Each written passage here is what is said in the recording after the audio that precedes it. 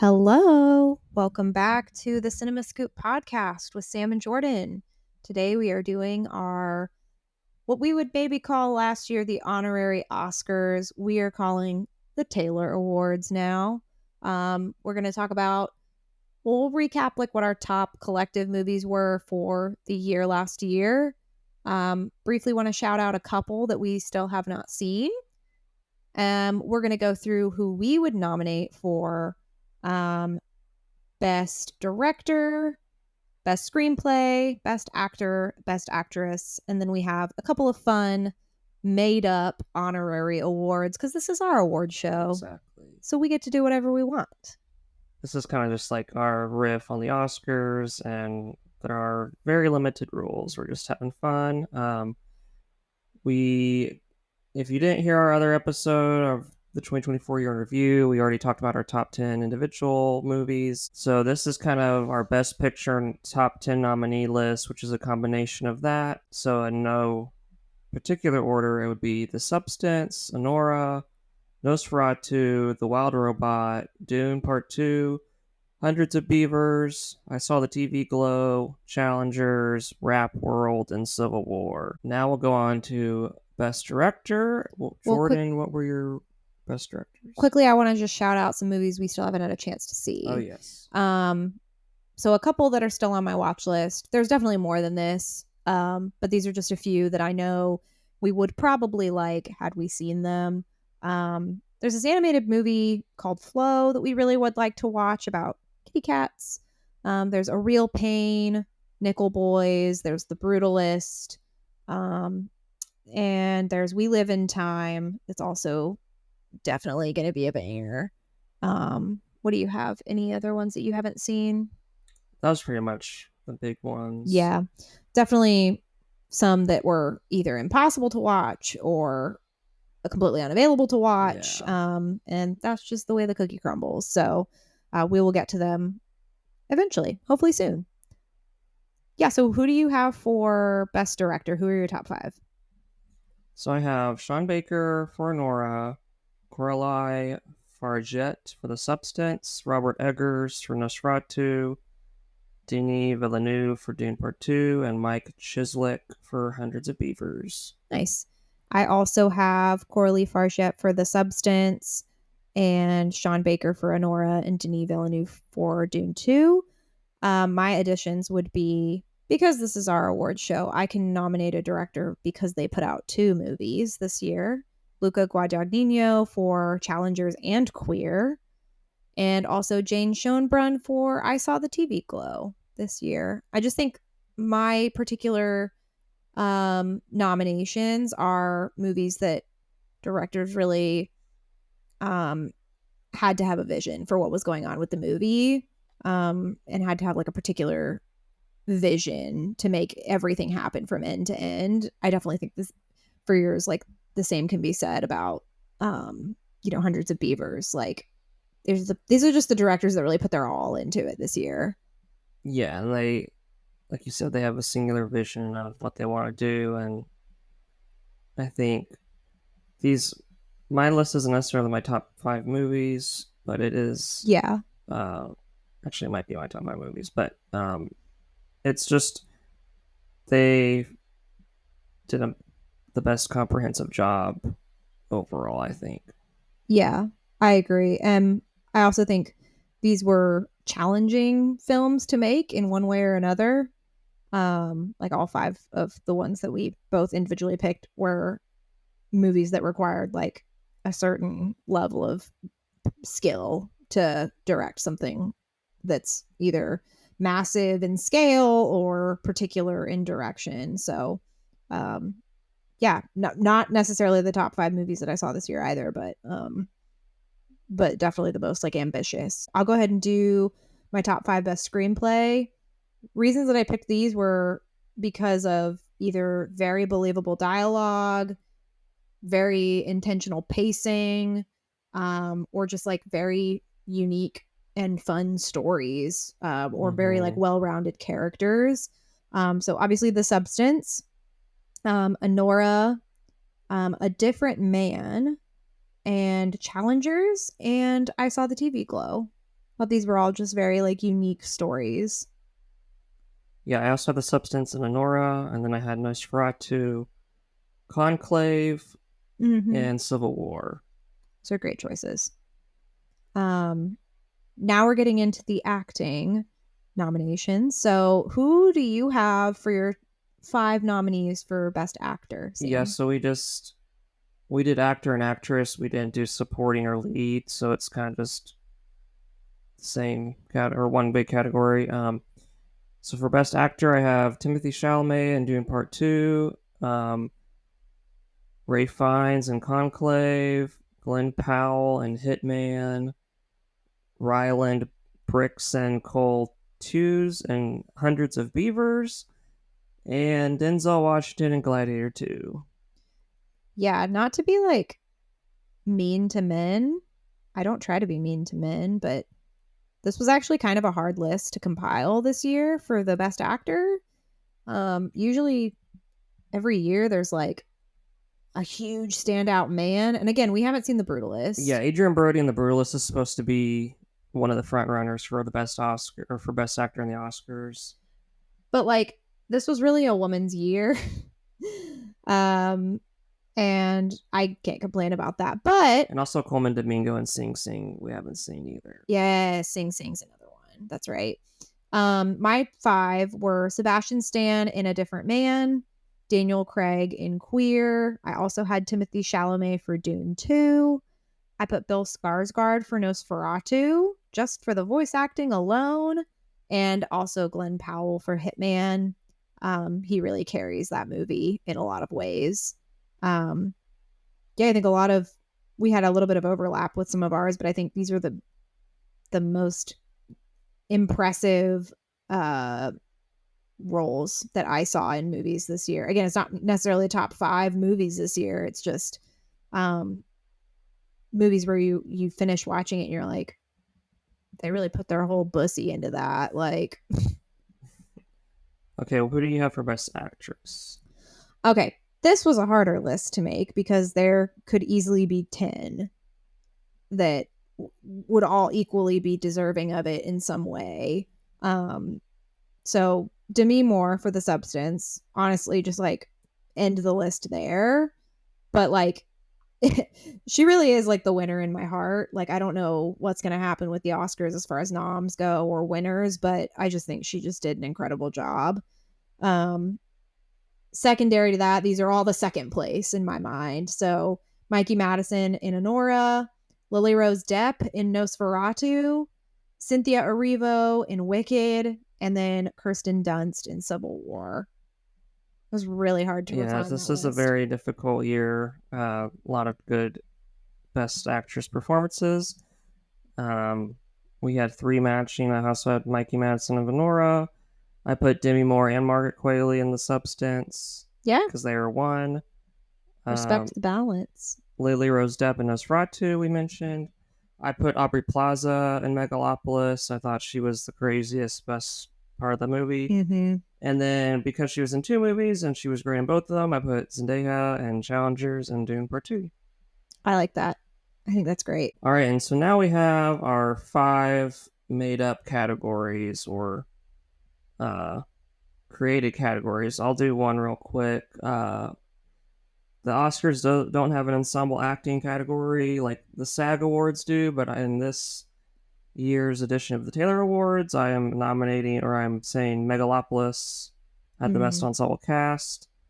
I With agree. Aubrey Plaza, just mentioned, Adam Driver, Giancarlo Esposito, Shia LaBeouf, John Voight, just everyone's insane and crazy. Dustin Hoffman. I just really like all the performances. It was a star-studded cast for sure. The cast really makes that movie. I already talked about how I loved it. I just think everyone really committed. I totally agree with that. Um I'll throw out one award. This was going to be for the best cry that I had this year. Um I am a weirdo. Maybe I'm not that much of I'm a weirdo. I like to cry during movies. It's cathartic, it's nice. But the best cry I had this whole year was in The Wild Robot. Um I cried in Inside Out 2. I cried during Honora. I cried during Wicked. I cry during a lot of movies. I did not cry in Nosferatu.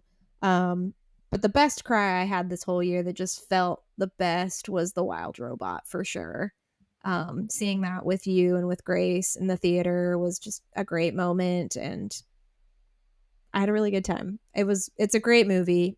I mentioned this in our 2024 wrapped episode, but if you're a parent, parent tears. yes, just go see this movie. It's so good. My favorite best unnecessary sequel this year is Gladiator 2. This was, as most years are past like 2010, I think that there's just been this resurgence of unnecessary sequels. Bear in mind, I do want to clarify that I don't believe Dune Part 2 is an unnecessary sequel, so I don't think that that counts. But Furiosa is technically a prequel. Sure, but I think, there's several sequels or, sequel, prequel, reboot, whatever is in this list of 2024 releases. There's Maxine, Inside Out 2, Beetlejuice, Twisters. But my favorite is Gladiator 2 because I actually feel like it was significantly better than the first Gladiator. I don't think I'm in the majority of people. I think a lot of people like Gladiator. I did not like Gladiator. That's a hot take for me to be like, I liked Gladiator 2 more than Gladiator, but I just think it was a great movie. It's great for people that maybe didn't enjoy the first one or didn't get into the first one or never watched the first one. You can just watch Gladiator 2 if you want. And yeah, maybe it's unnecessary. Maybe we didn't need sharks in the Coliseum. I think we did. Okay, another little category for me.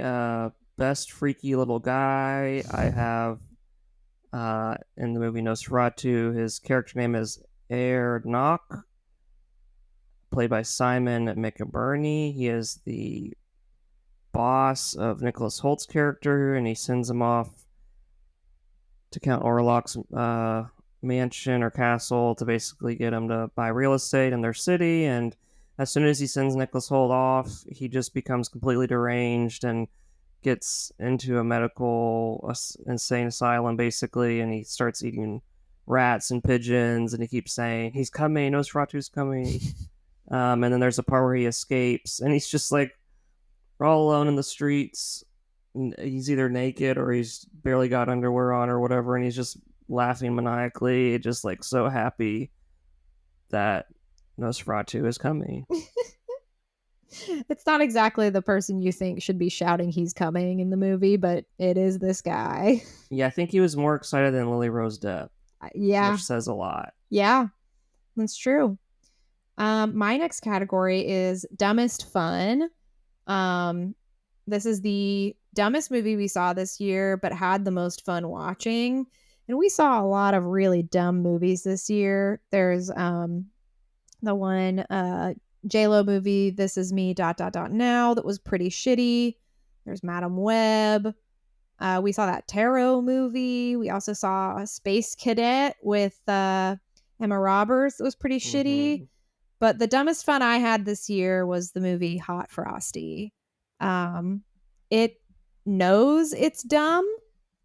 It is like a Hallmark Christmas movie where Frosty comes to life and turns into I don't know, like a 6. His hair is too long and he never wears a shirt. Yeah, it's really weird. I think it's a Netflix original, but it's like, what's the actress's name? Lacey Sherbert. Yeah, she's in Mean Girls. And yeah. There's this sequence where she has this red scarf, and there's like, she's in this like small town courtyard, and there's 3 snowmen, and the one in the middle is just like a man looking snowman with abs, and she just puts the scarf around him, and then he becomes a human. But he's like kind of like Frosty the snowman, or he is dumb, and he finds out that this lady's like, she's a widow and her husband died of cancer, and he's like, what's cancer? And yeah, and like the papers, it gets really weird. The papers he finds in like her basement that were like the diagnosis of his cancer, literally the diagnosis papers are in like Comic Sans font, like diagnosis cancer terminal, but like in this like curly font. It's just like the most ridiculous movie I've seen in a long time. Also, Craig Robinson is really funny as like the Yes. sheriff. Yes. Um, there's so many different like just really ridiculous scenes that like yes, it's a very bad movie, but you will enjoy a lot of it.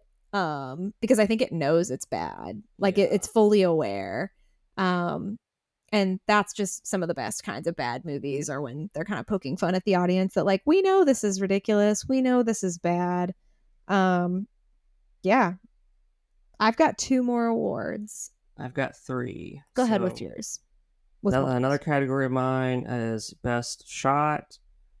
And this is again Nosferatu with the shadow of his hand over the city, and also when it's over Lily Rose Depp's face. It's in the Mm-hmm. trailer, but it's just really well done and sets the tone and the theme of the movie in one shot. I really like it. Yeah.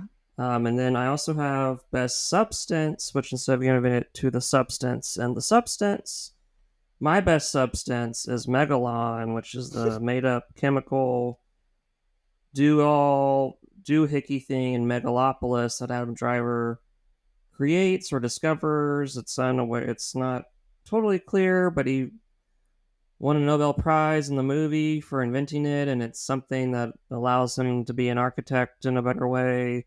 Like he can construct anonymous, unknown things, and I guess it's cool. I don't. It's really difficult to explain, but if you watch the movie, I think it's just really funny how they go about just like saying this is a thing that we have and it's good.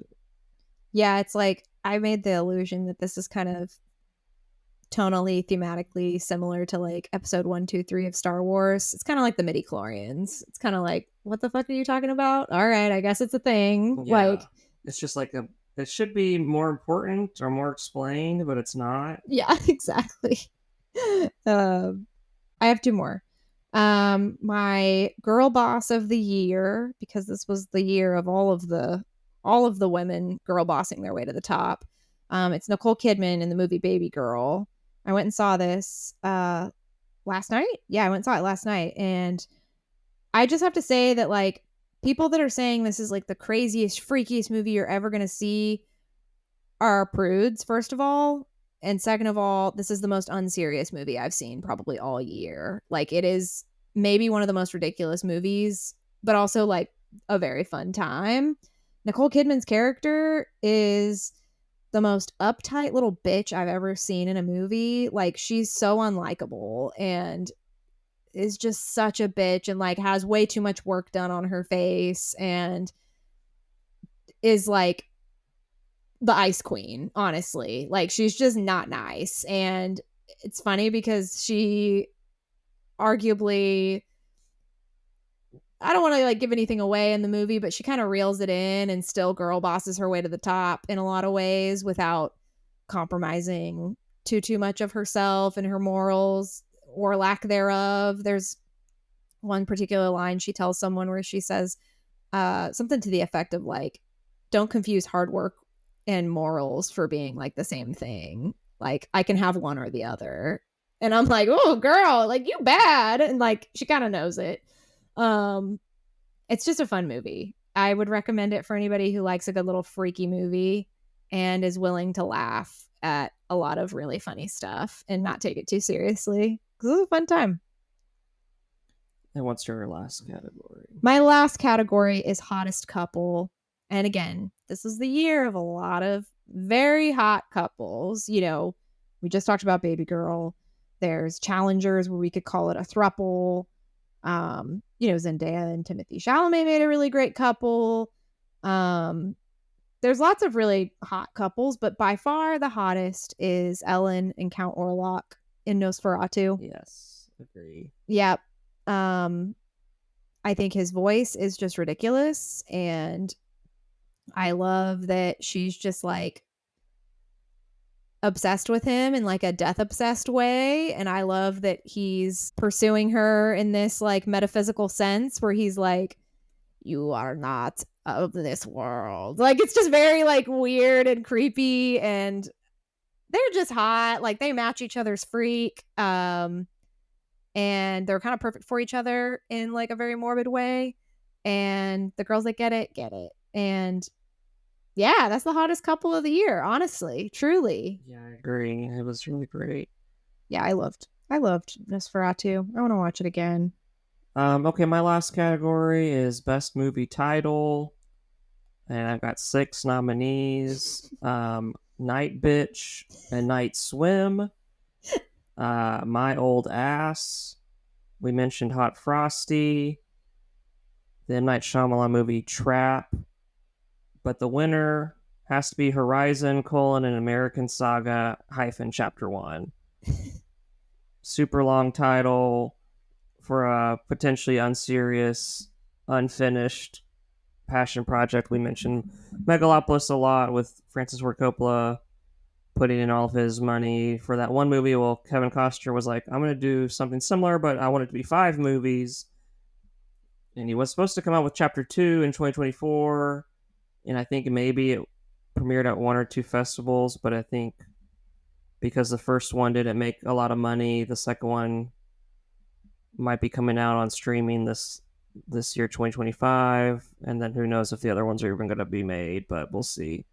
But it did win best title at the Taylor Awards, so there's that. That goes for something. They should put the crest on, the poster. You know how they do with like this one 8 Oscars. This one 1 Taylor Award. That's right. Thanks for listening to the Taylor Awards. We'll be back with another episode soon. Bye.